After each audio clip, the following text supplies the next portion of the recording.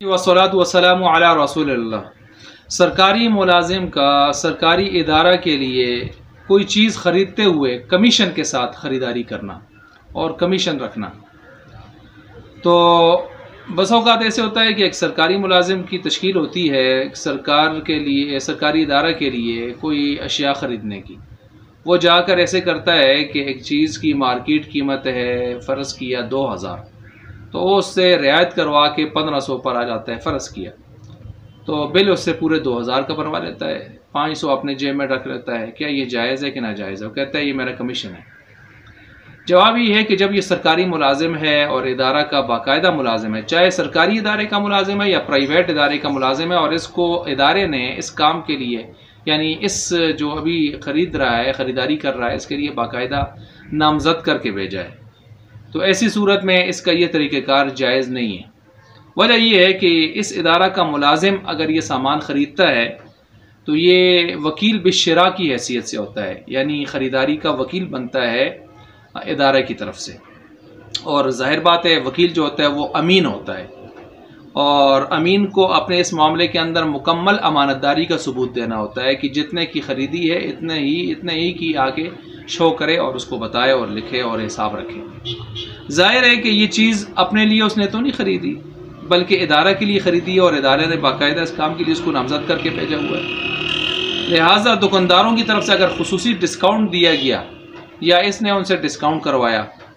और फिर रकम डिस्काउंट करके दी गई और बिल इसने पूरी रकम का बनवाया और फिर बाकी पैसे इसने जेब में रखे, तो क़तअन इसके लिए जायज़ नहीं है, नाजायज़ है, हराम है। क्योंकि ये मुलाजिम इस मुलाजिम को अपनी काम की जो है पूरी तनख्वाह मिल रही है,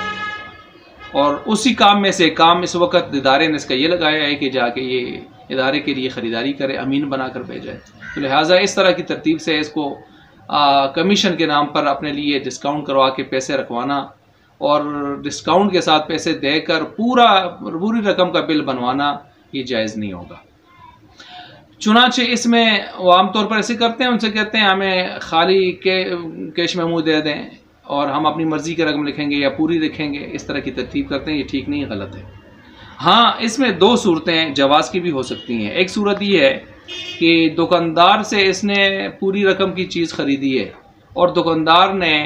फ़र्ज़ किया 2000 की ही चीज़ दी है और उसमें उसने लिखा है 2000 रुपया, बिल बना के दिया है। फिर दुकानदार ने अपनी तरफ से इस रकम में से खुद अपनी रकम में से